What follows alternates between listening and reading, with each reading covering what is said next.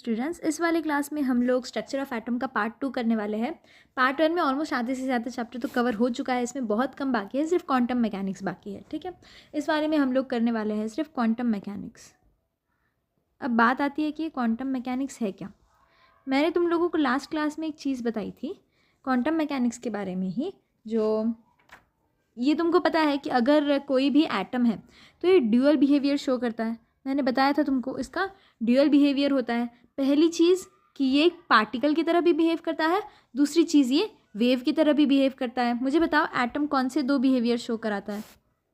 तुम्हारा जो एटम है वो एक पार्टिकल की तरह भी बिहेव करेगा, तुम्हारा एटम एक वेव की तरह भी बिहेव करेगा। एक ये बिहेवियर, एक ये बिहेवियर, इस तरह से हम लोगों को दो बिहेवियर देखने मिलते हैं।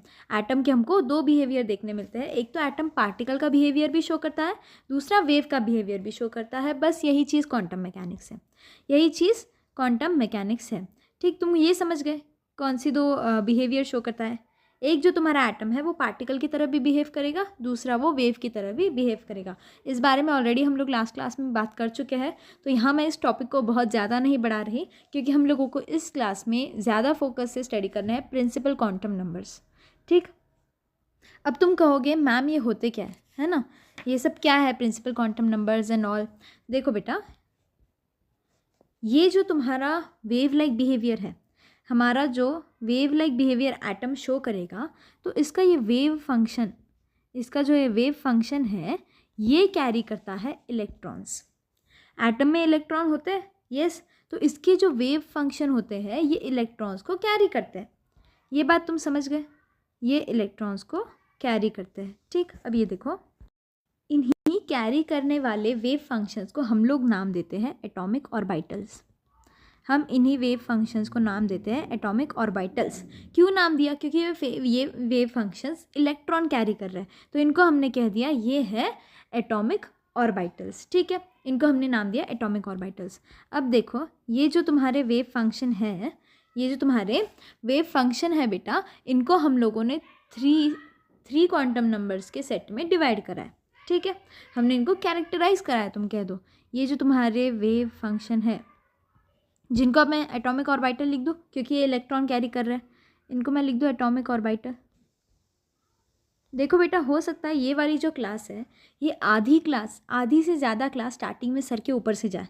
ठीक है, पॉसिबिलिटीज़ है, क्योंकि ये चीज़ें 10th में नहीं थी, 11th में नहीं आई हैं, तो अभी टेंशन लेने की ज़रूरत नहीं है। तुम लास्ट तक देखो, लास्ट तक तुमको सब क्लियर हो जाएगा। ठीक है, जैसे हम लोग एटम्स में रियल में देखेंगे कि किस तरह से ये ऑर्बिटल्स वगैरह होती है, तब तुमको थोड़ा ज़्यादा अच्छी तरह से समझ आएगा, क्योंकि ये जो एटम्स तुम जानते हो हाइड्रोजन, हीलियम, लिथियम, इनसे रिलेट होगा तब समझ पाओगे। अभी के लिए समझो ये बस बेसिक्स है, अगर कुछ नहीं भी समझ आ रहा है तो भी सुनते चलो। ठीक है, तो भी सुनते चलो। अब ये जो एटॉमिक ऑर्बिटल है, इनको हम लोगों ने 3 इसमें कैरेक्टराइज करा है, 3 क्वांटम नंबर्स में कैरेक्टराइज किया है। जिसमें कैरेक्टराइज किया है उन्हीं को क्वांटम नंबर्स कहते हैं। पहला है प्रिंसिपल क्वांटम नंबर, पहला है बेटा प्रिंसिपल क्वांटम नंबर। दूसरा है एजीमुथल क्वांटम नंबर, एजीमुथल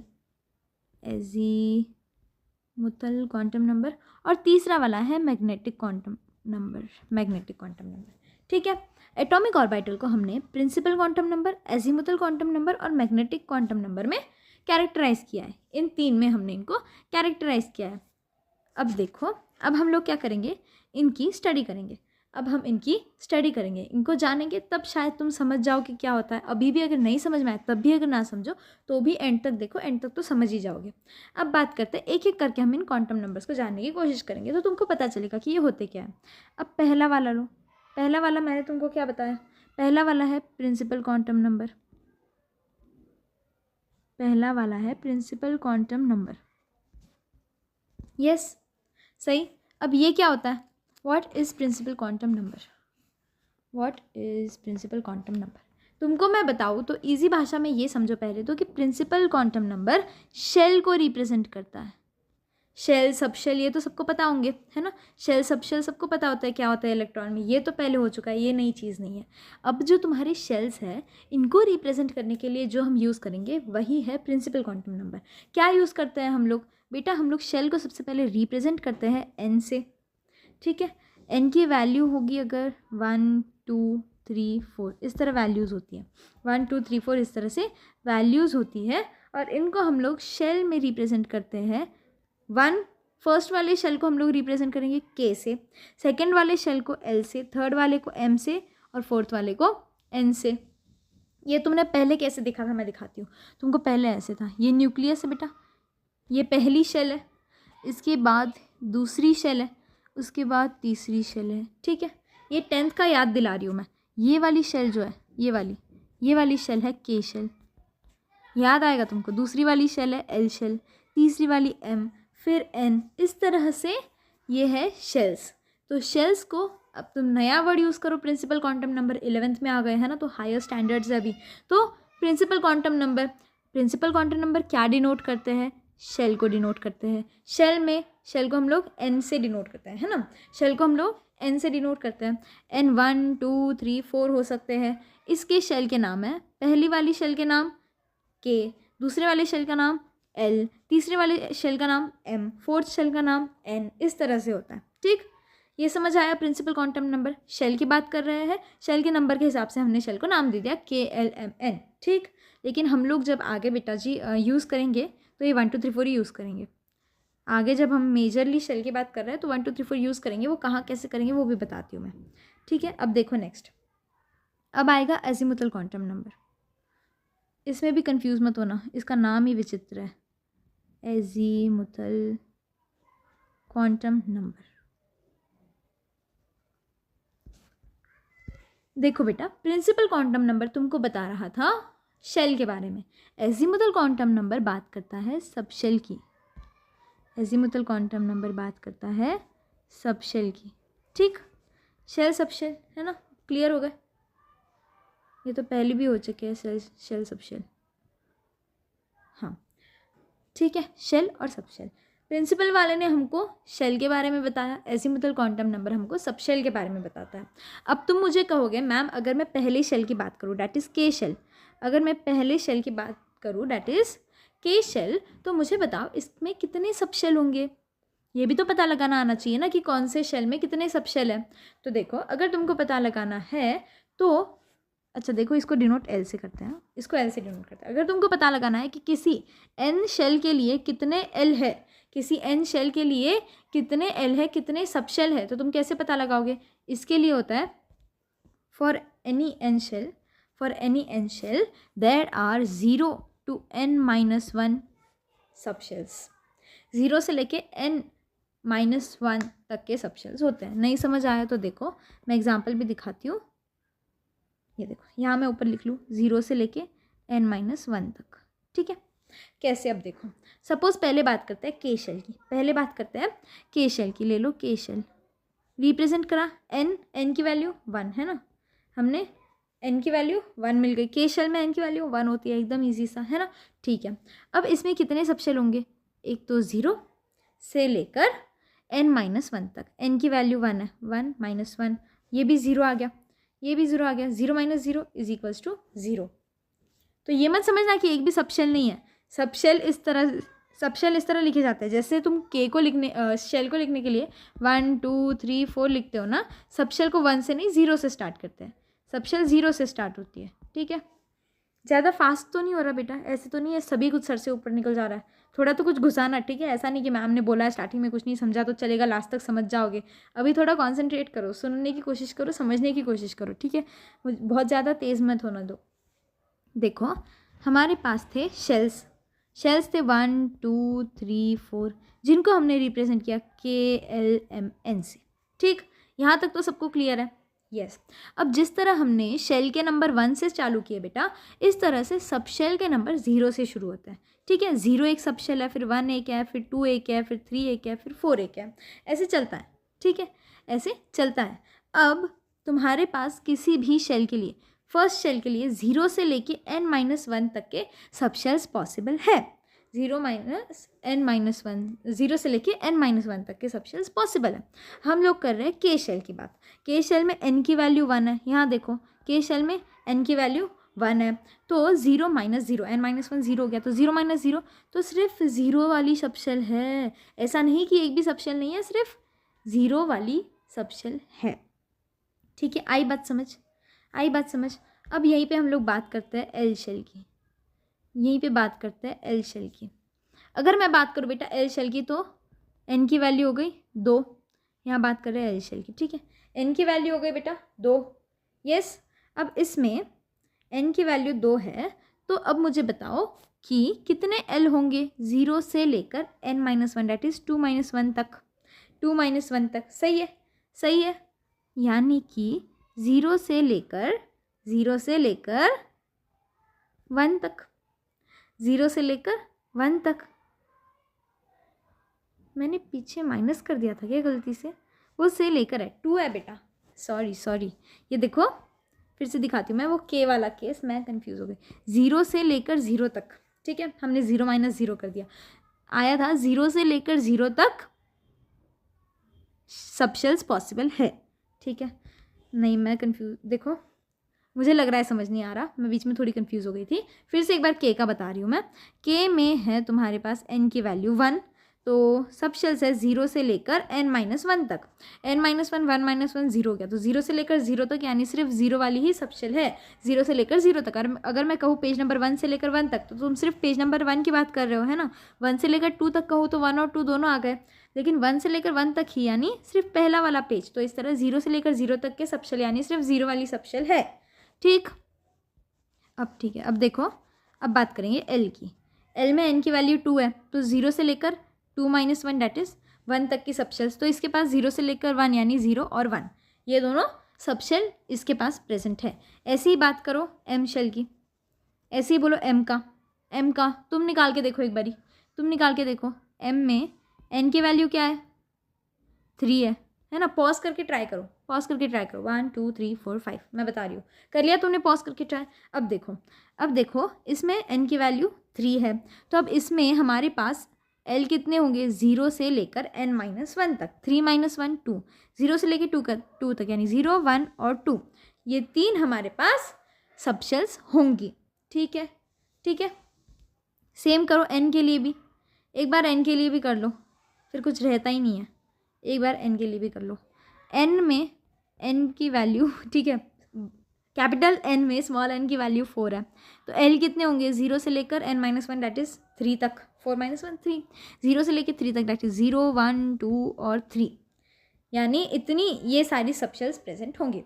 अब तुम बोलोगे कि मैम हम जब शेल की बात कर रहे थे तो 1 2 3, ये यहाँ ये जो तो हम लोग शेल की बात कर रहे थे, तो इसमें हम लोगों ने 1 2 3 4 इनको मैम लेटर्स से रिप्रेजेंट किया। तो ये भी जो अब हमारे पास सबशेल आ रहा है, क्या हम इनको लेटर से रिप्रेजेंट नहीं करेंगे? बिल्कुल करेंगे, क्यों नहीं करेंगे, बिल्कुल करेंगे। इनको भी लेटर से रिप्रेजेंट किया जाता है, ठीक है। शेल वाला तो तुमको क्लियर है। अब मैं बताती हूँ सबशेल किस तरह रिप्रेजेंट होती है।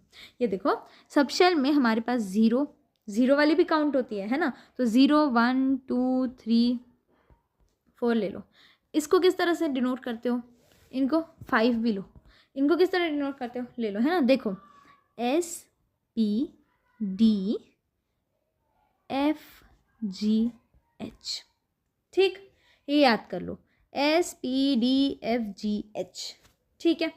अब अगर मैं बेटा जी बात कर रही हूँ समझ लो के शेल के 0 वाले सबशेल की, अगर मुझे कहना है कि मेरे इलेक्ट्रॉन के शेल के 0 वाले सबशेल में जाके बैठे, तो मैं इसको कैसे रिप्रेजेंट करूँगी?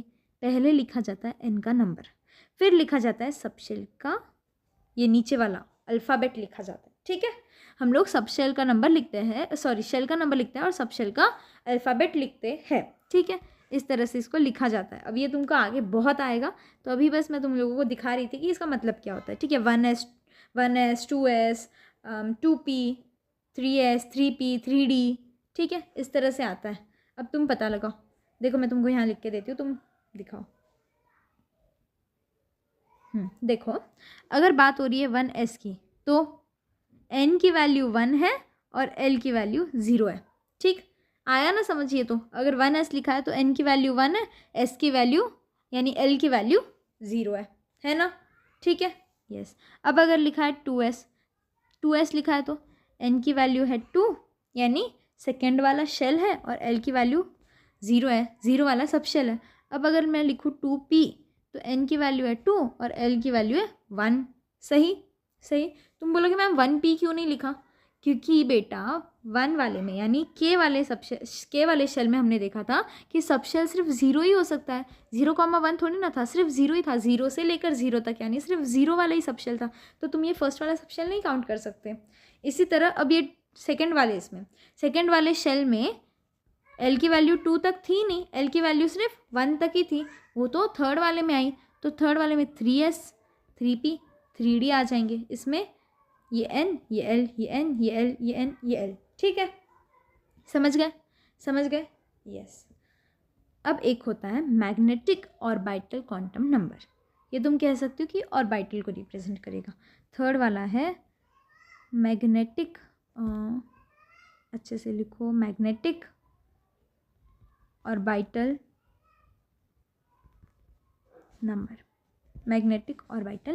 ठीक है, अब किसी भी सब शेल के लिए 2l+1 वैल्यूज़ ऑफ m हो सकती है, इसको ml से रिप्रेजेंट करते हैं, इसे m छोटा l। ठीक है, कितनी वैल्यू हो सकती है ml की? 2l+1। तुमको ऐसे भी सवाल आ सकता है कि सपोज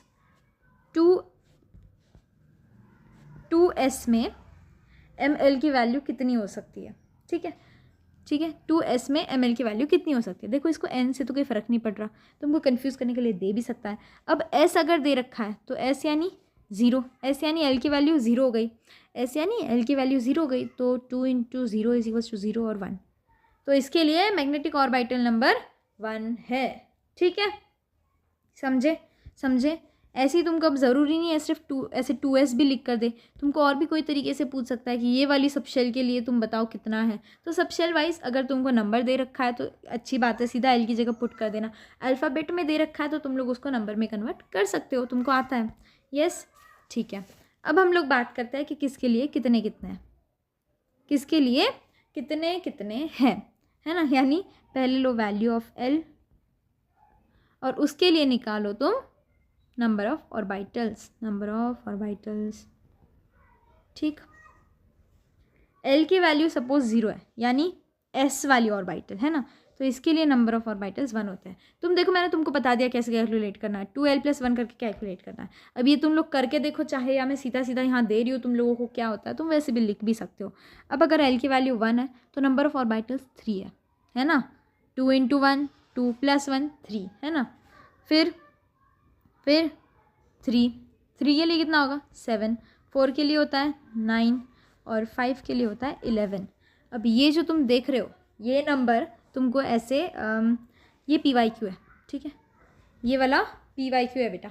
तुमको ये नंबर का रेशियो ऐसे पूछा था, रेशियो ऑफ ml था शायद वो क्वेश्चन में, रेशियो ऑफ ml। तो क्या आएगा इन सबका रेशियो 1:3:7:9:11 है ना। सीधा यही रेशियो आएगा ना, किसी चीज़ से डिवाइड तो हो नहीं रहा है, तो यही सीधा रेशियो था और यही PYQ था। ठीक है, समझ गए ये चीज़ भी। अब एक लास्ट चीज़ आती है इलेक्ट्रॉन स्पिन। ठीक है, चौथी एक चीज़ आती है इलेक्ट्रॉन स्पिन। ये क्या होता है इलेक्ट्रॉन स्पिन में? देखो बेटा जी, इलेक्ट्रॉन स्पिन में अगर लास्ट वाला इलेक्ट्रॉन इस तरह है तो इट इज़ पॉजिटिव हाफ, अगर इस तरह है तो इट इज़ नेगेटिव हाफ। क्या लिखा मैम? पहले तो ऐसा कुछ बताया नहीं, कुछ भी अजीब लिख रहे हो क्या? टेंशन मत लो, अभी के लिए ये अपने नोटबुक में नोट डाउन कर लो, आगे आएगा तब बताती हूँ। ठीक है, ये आगे आएगा। ठीक है, अभी के लिए नोट डाउन कर लो सिर्फ। अब एक क्वेश्चन आता है बेटा कभी कभी कि टोटल नंबर ऑफ नोड्स कितने हैं, तो उसका एक फॉर्मूला लिख लो तुम, number of nodes is equal to n-1। n इसमें प्रिंसिपल क्वांटम नंबर। यस, ठीक है। अब एक और चीज़, नंबर ऑफ नोड लिख लिया।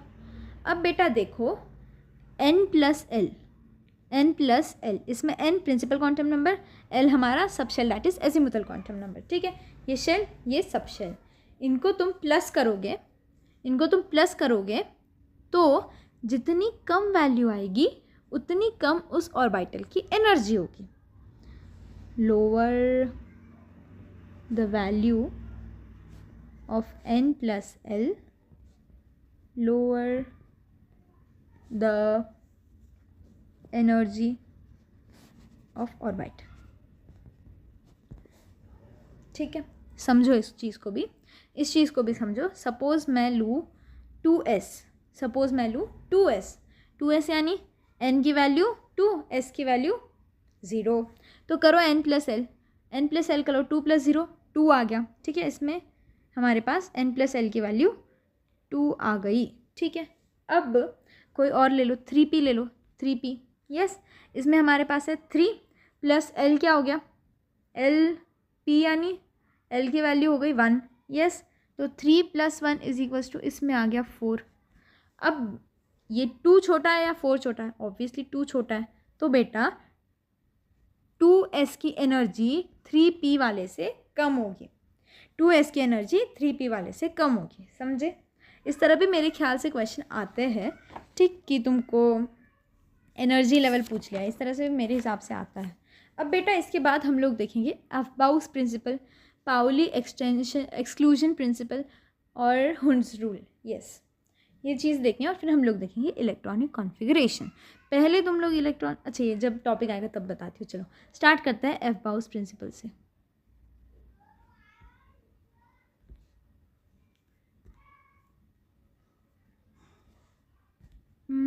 मैं पहले तुमको पाउलीस एक्सक्लूजन प्रिंसिपल बताती हूँ, ठीक है। ये पहले समझोगे तो शायद ज़्यादा इजी जाएगा तुमको। पाउलीस एक्सक्लूजन प्रिंसिपल, यस। ये हमसे क्या कहता है कि एक ऑर्बिटल में 2 ही इलेक्ट्रॉन हो सकते हैं और दोनों इलेक्ट्रॉन अपोजिट स्पिन के होते हैं। कंफ्यूज मत हो, पहले लिखो फिर बताती हूँ। ओनली 2 इलेक्ट्रॉन्स, इसको क्या हो गया, ओनली 2 इलेक्ट्रॉन्स में exist, only 2 electrons may exist in the same orbital and these electrons must have opposite spin,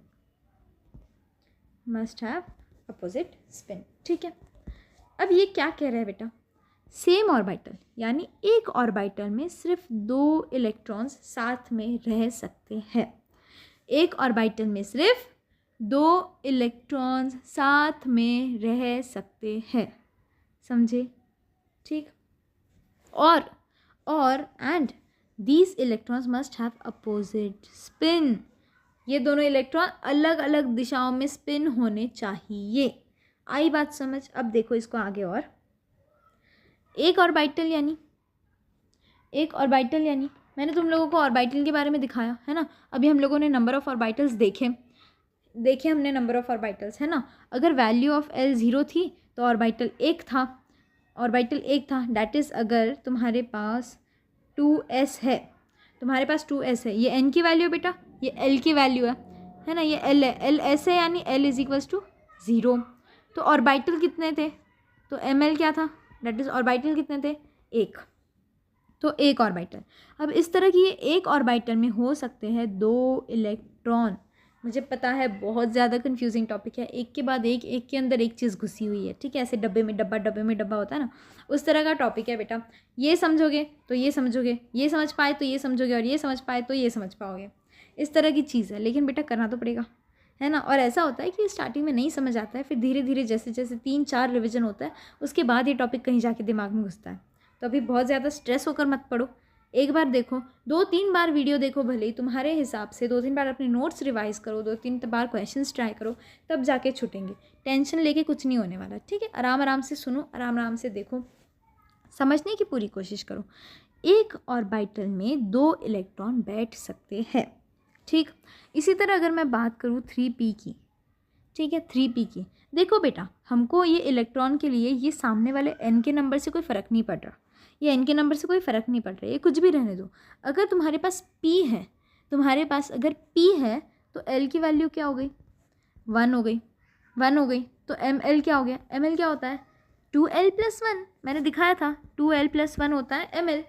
तो करो 2l + 1, l 1 है तो 2 + 1 ma'am 3, yes you right.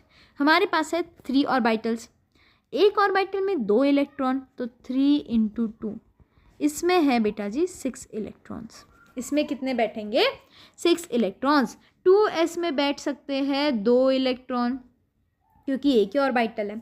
3p में बेटा 3 ऑर्बिटल है, हर ऑर्बिटल में 2 2 यानी कि 6 इलेक्ट्रॉन बैठ सकते हैं, 6 इलेक्ट्रॉन बैठ सकते हैं।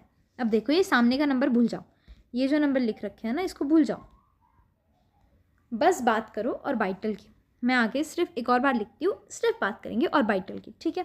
बात हो रही है अगर s ऑर्बिटल की तो 2 इलेक्ट्रॉन बैठेंगे, p की बात हो रही है तो 6 इलेक्ट्रॉन बैठेंगे, d की बात अगर कर रहे हो, अगर d की बात कर रहे हो तो निकालो d यानी l की वैल्यू हो गई 3 नहीं 2 सॉरी 0 भी होता है ना, तो l की वैल्यू हो गई 2, ठीक, l की वैल्यू हो गई 2। अब 2l+1 तो ml की वैल्यू हो गई 5। हर एक इसमें 2 2 इलेक्ट्रॉन यानी 2 × 5 दैट इज 10 इलेक्ट्रॉन्स। डी वाले सबशेल में तुम बैठा सकते हो 10 इलेक्ट्रॉन, तुम बैठा सकते हो 10 इलेक्ट्रॉन, ठीक है। इस तरह से अब तुम भी निकाल सकते हो, तुम भी निकाल सकते हो बेटा। यस, ये बात समझ गए किस में कितने बैठेंगे, ठीक है, ओके। अब हम बात करेंगे हर एक शेल की, हर एक सब शेल की, और हर एक सब शेल में कितने इलेक्ट्रॉन बैठने वाले उस चीज़ की। यही चीज़ अच्छे से दी हुई है तुमको अफबाउस प्रिंसिपल में, ठीक है, यही चीज़ तुमको दे रखी है अफबाउस प्रिंसिपल में। अब पहले देख लो, ठीक है। हमारे पास है n की वैल्यू 1, n की वैल्यू अगर 1 है तो हमारे पास तो एक ही सबशेल हो सकता है, दैट इज़ s, एक ही सबशेल हो सकता है क्योंकि 0 से n-1 तक के सबशेल्स हो सकते हैं, तो इसमें तो सिर्फ 0 वाली ही सबशेल आ रही थी, दैट इज़ s, ठीक है। s अगर आ गई तो तुम मुझे बताओ कितने इलेक्ट्रॉन बैठेंगे, 2, यहाँ ऊपर लिखा जाता है, ठीक है, कितने इलेक्ट्रॉन बैठेंगे 2। ये हमने बात करी n = 1 की, दैट इज़ k शेल की। अब बात करते हैं l शेल की, दैट इज़ 2। इसमें तुम मुझे बताओ कितनी सबशेल होंगी। एक तो सबशेल s भी हो सकती है, एक सबशेल p भी हो सकती है, क्योंकि n-1 तक हो सकती है 0 से लेके। अब 2-1 करोगे तो 1, तो एक तुम्हारे पास 0 वाली सबशेल हो सकती है, एक 1 वाली, दैट इज़ s एक हो सकती है, एक p हो सकती है ना, एक s एक हो सकती है, एक p हो सकती है, ठीक है।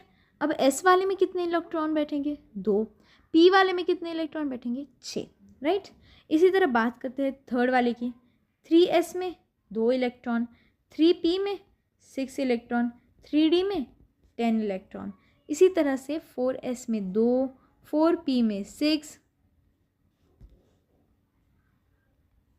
और 4d में 10 एंड 4f में 14, ठीक, 4f में 14।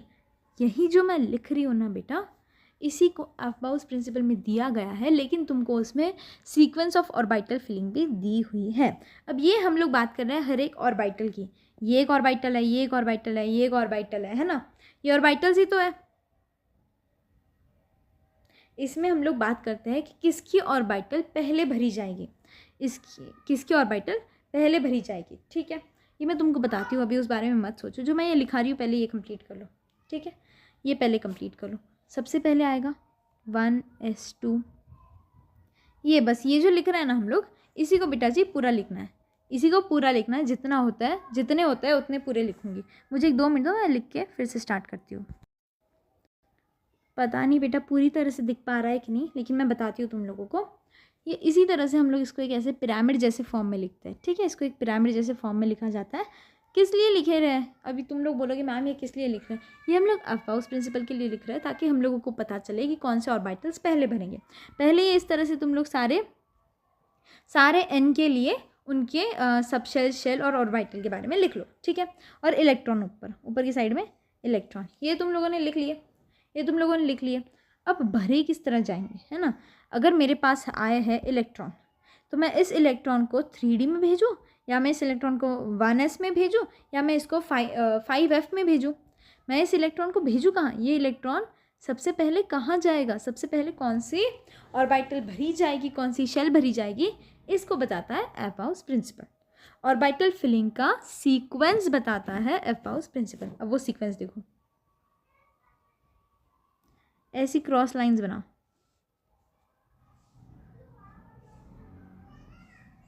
इसको एक्सप्लेन भी करती हूँ मैं। देखो, इन क्रॉस लाइन के हिसाब से ऑर्बिटल्स भरी जाती है।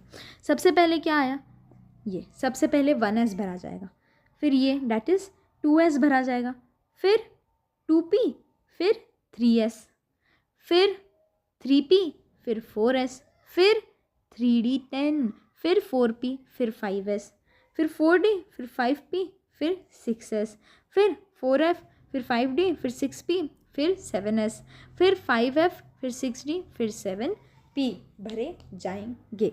ठीक है, यही है आपका एफबाउस प्रिंसिपल, यही है आपका एफबाउस प्रिंसिपल। ठीक है, अब इसकी मदद से अच्छा एक बार एक रह गया सिर्फ हुन्स रूल रह गया सिर्फ, इसको एक बार देखते हो, फिर हम लोग इलेक्ट्रॉनिक कॉन्फ़िगरेशन स्टार्ट करेंगे। यानी इस हिसाब से हम लोग सभी एटम्स के ऑर्बिटल्स को भरेंगे। ठीक है, हम लोग करके देखेंगे। यस, पहले ये देख लो, हुन्स रूल रह गया। हाँ जी, ये है हुन्स रूल। इसको पहले पढ़ो, फिर मैं अच्छे से समझाती हूँ। समझाऊंगी तो समझोगे, पढ़ के देख लो, समझते हो तो। Pairing of electron does not take place until each orbital belonging to that shell has got 1 electron each. Electron की पेयरिंग, इलेक्ट्रॉन को हम लोग पेयर करेंगे, है ना। एक एक इसमें हम लोग 2 इलेक्ट्रॉन डालेंगे। हम लोगों ने पाउलीस एक्सटेंशन रूल में क्या देखा, हर एक ऑर्बिटल में 2 इलेक्ट्रॉन होंगे। ये है सपोज तुम्हारी ऑर्बिटल, ठीक है, ये है तुम्हारी ऑर्बिटल। इसमें 2 इलेक्ट्रॉन होंगे, दोनों अपोजिट स्पिन वाले। एक ऊपर की स्पिन वाली होगा, एक नीचे की स्पिन वाली होगा, है ना। ये मैंने तुम लोगों को इलेक्ट्रॉन स्पिन तब दिखाया था ना, किस तरह डिनोट होता है। एक होगा बेटा इस स्पिन वाला, एक होगा इस स्पिन वाला। ठीक है, इस तरह ऑर्बिटल में तुम्हारे पास होंगे 2 इलेक्ट्रॉन।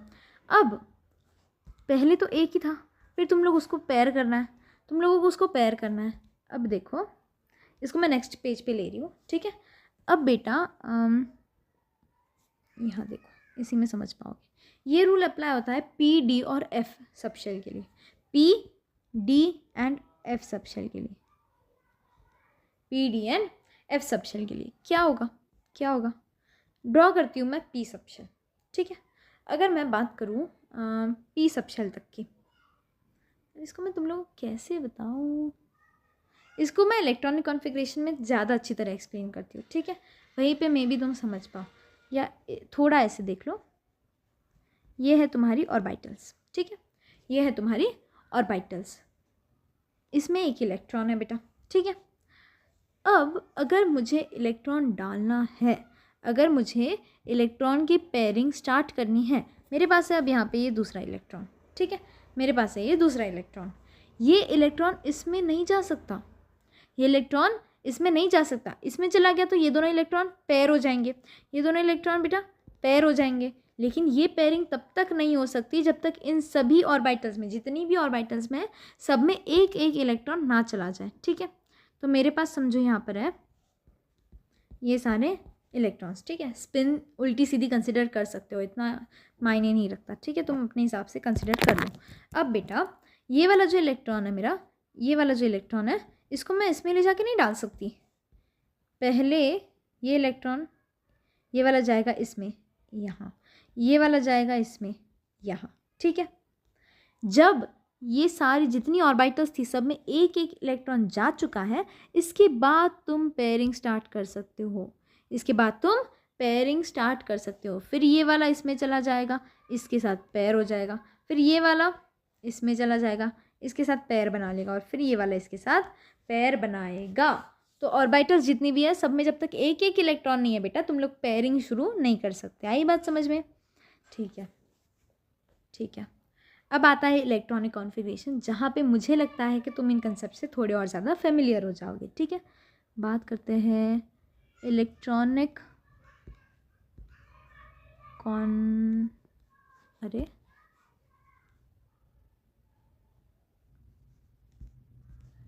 कॉन्फ़िगरेशन। यस, बात करते हैं इलेक्ट्रॉनिक कॉन्फ़िगरेशन की। ठीक है, तुम लोगों ने अब तक के इलेक्ट्रॉनिक कॉन्फ़िगरेशन किस तरह सीख रखे हैं? 2,8,8 यही था ना 10th में। ये सब अब कंटिन्यू नहीं होता, ये नहीं है। अब इलेक्ट्रॉनिक कॉन्फ़िगरेशन अलग तरीके से है। मैं तुम लोगों को फर्स्ट 10 एटम्स की इलेक्ट्रॉनिक कॉन्फ़िगरेशन दिखाऊंगी, उसके आगे तुम कर लोगे, इसकी गारंटी मैं लेती हूँ। चलो स्टार्ट करते हैं हाइड्रोजन से, स्टार्ट करते हैं हाइड्रोजन से। ठीक है, ये हाइड्रोजन की ऑर्बिटल। हाइड्रोजन के पास कितने एटम है, आई मीन कितने इलेक्ट्रॉन है, सॉरी, हाइड्रोजन के पास कितने इलेक्ट्रॉन है, एक। उसका एटॉमिक नंबर क्या है, 1, तो कितने इलेक्ट्रॉन हुए, 1, तो ये हम लोगों ने डाल दिया पहला इलेक्ट्रॉन। ठीक, इसकी कॉन्फ़िगरेशन क्या हो गई, शेल नंबर 1 के पहले सब शेल में एक ही इलेक्ट्रॉन है, दूसरा इलेक्ट्रॉन तो इसके पास है नहीं ना बेटा पेयर करने के लिए।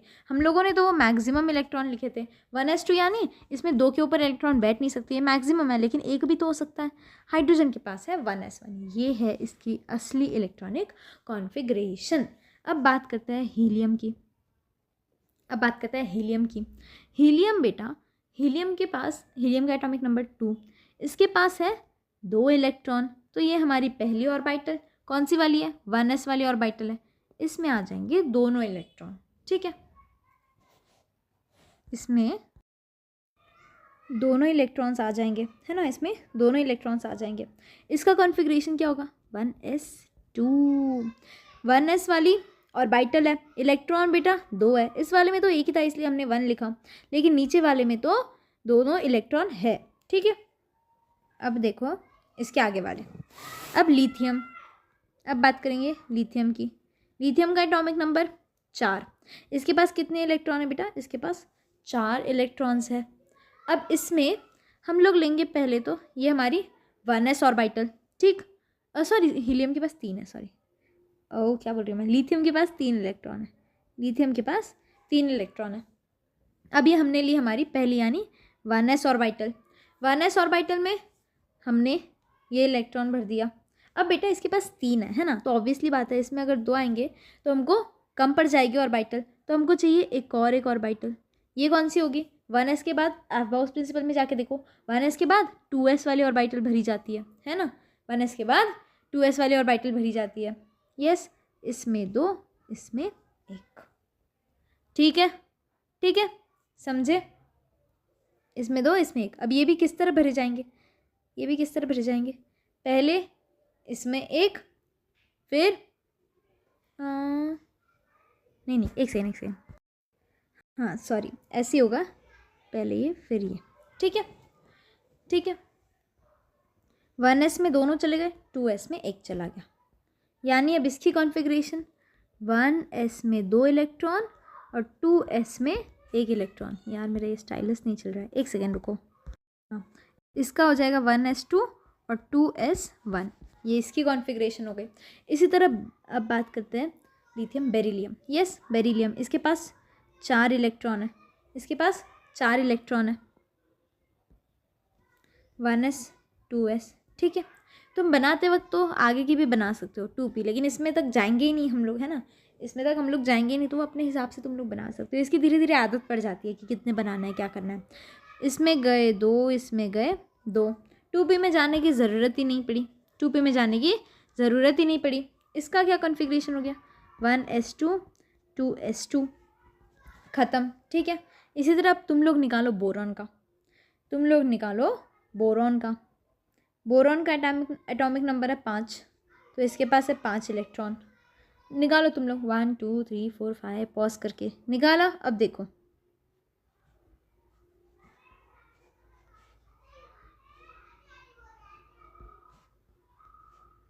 यस, ये 1s, ये 2s, ये 2p। उसके बाद कौन होता है, देखो एबाउस प्रिंसिपल में जाके 2s के बाद 2p भरता है। ठीक है, 2p, ये इस तरह आ गया, ये हो गया 1s2 2s2 और 2p1 और 2p1। मेरा स्टाइलस आज थोड़ा परेशान कर रहा है, ठीक है, सॉरी। यस, क्या हो गया इसको, ये होगी इसकी कॉन्फ़िगरेशन। ठीक है, कितनों की सही आई बेटा, मुझे कमेंट में बताना कितनों की सही आई। ऐसे ही अब हम लोग करेंगे, बोरॉन के बाद आता है कार्बन, बोरॉन के बाद आता है कार्बन, कार्बन के लिए ये और ये। कार्बन का एटॉमिक नंबर 6, कार्बन का एटॉमिक नंबर 6, इसमें गए 2, इसमें गए 2, इसमें गए 2, ये है 1s, ये 2s और ये 2p और ये 2p। इसका कॉन्फ़िगरेशन 1s2 2s2 2p 2। अब इसमें याद रखो बेटा क्या होता है कि हम लोग बना रहे हैं 2p, है ना। अब तुम बोलोगे मैम 2p वाले में तो 6 बैठने चाहिए, 2p वाले में तो 6 इलेक्ट्रॉन बैठने चाहिए, ऐसे कैसे हो रहा है। देखो बेटा ये पूरा 1s है, ये पूरा 2s है, ये है 2px, ये होता है 2py और ये होता है 2pz। ठीक है, ये पूरा मिलाकर बनता है 2p। क्योंकि हम लोगों ने क्या देखा था 2p में कितने ऑर्बिटल होते हैं, 3 ऑर्बिटल होता है 2p में, ये पहली, ये दूसरी, ये तीसरी ऑर्बिटल। आई बात समझ में, ये पहली, दूसरी, तीसरी, इस तरह से 3 ऑर्बिटल्स होती है। यस 3 ऑर्बिटल्स होती है, इसलिए हमने उनको नाम दे रखा है 2px 2py 2pz। ठीक है, ठीक है, समझे, इस तरह से होता है। ये हो गया। अब नेक्स्ट बात करते हैं नाइट्रोजन की। नाइट्रोजन वाले में थोड़ा और देखो समझोगे। नेक्स्ट लो नाइट्रोजन। नाइट्रोजन वाले का number, atomic number, hydrogen helium lithium 7 होता है। ठीक है 7, इसके लिए बनाओ ऑर्बिटल्स।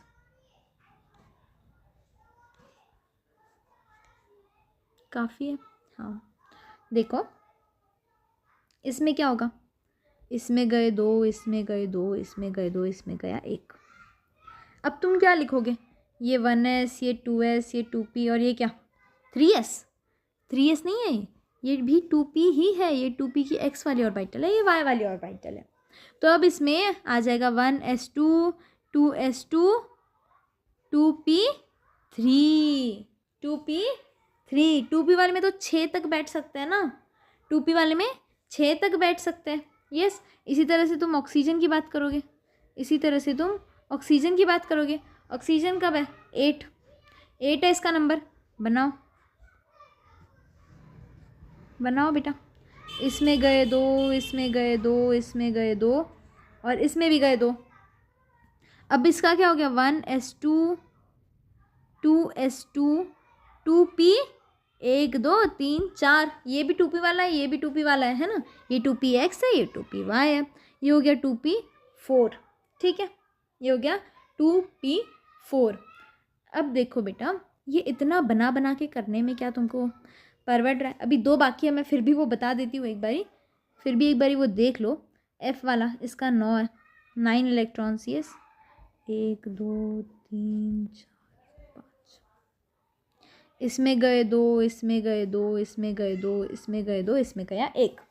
अब ये 1s वाला है, ये 2s वाला है, ये 2px है, ये 2py है, ये 2pz वाला है। ठीक है अब इसमें 1s2 2s वाले में भी 2 इलेक्ट्रॉन और 2p वाले में 1 2 3 4 5 में 5। यस अब लास्ट वाला एक नियॉन, लास्ट वाला नियॉन 10 इसका एटॉमिक नंबर।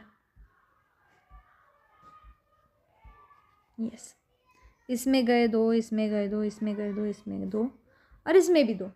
सही सही बेटा 1s 2s 2px 2py और ये 2pz वाला 1s2 2s2 2p6। ये कंप्लीट हो गया। अब इसके बाद जो आएगा वो 1s2 2s2 2p6 और 3s1 होगा इसके बाद वाला, दैट इज़ सोडियम। ठीक है ये वाला तो 2p6 तक ही है। अब मैं तुमको बताना चाहती हूँ कि तुम ऑफबाउस प्रिंसिपल को याद कर लो। ठीक है अब तुम चाहो तो उस तरह से, वो तो ट्रिक हो गई याद करने की, बाकी सीक्वेंस अब यहाँ लिखती हूँ, तुम चाहो तो उस ट्रिक से याद रखो या मैं जो भी लिख रही हूँ उसको याद कर लो।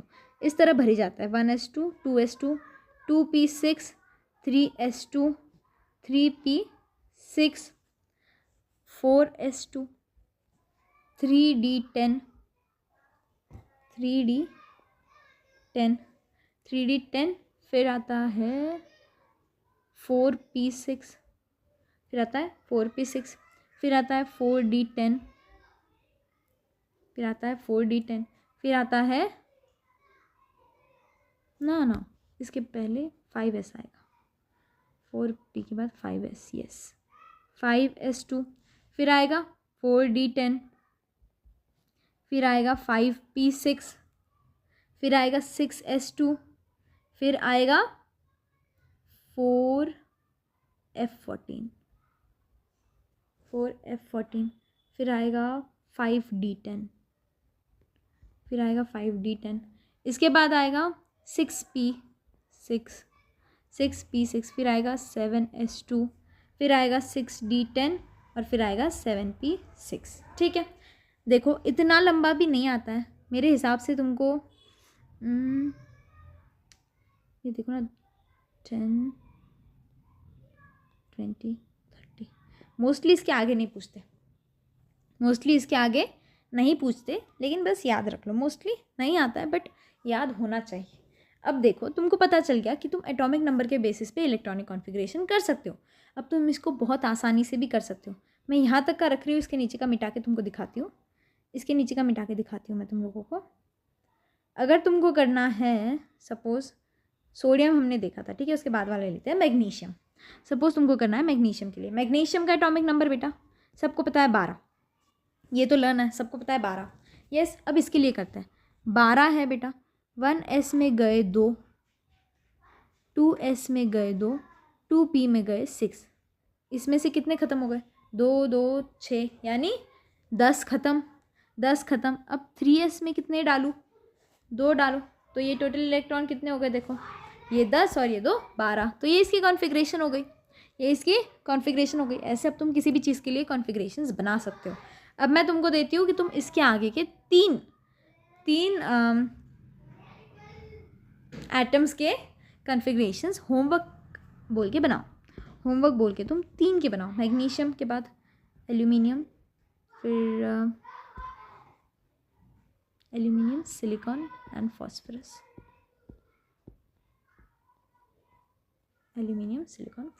करेक्ट हूँ ना मैं? करेक्ट हूँ कि सल्फर आता है? नहीं, सिलिकॉन ही आता है 99%। ठीक है, अब इन तीनों के लिए बेटा तुम बनाओ के अपने होमवर्क में, और इसको इंटरनेट पे चेक कर लो, या फिर अगले क्लास में मैं आंसर बता दूँगी। ठीक है, यस, इसी के साथ हमारी ये वाली क्लास डन है। नेक्स्ट वाले इसमें हम लोग केमिस्ट्री में क्या पढ़ेंगे? नेक्स्ट वाला चैप्टर दैट इज़ पीरियोडिसिटी। ठीक है, नेक्स्ट वाले इसमें वो कवर करेंगे। उसके पहले मेरे हिसाब से बायो और फिजिक्स का कोई वीडियो आएगा। So see you in the next video, bye bye.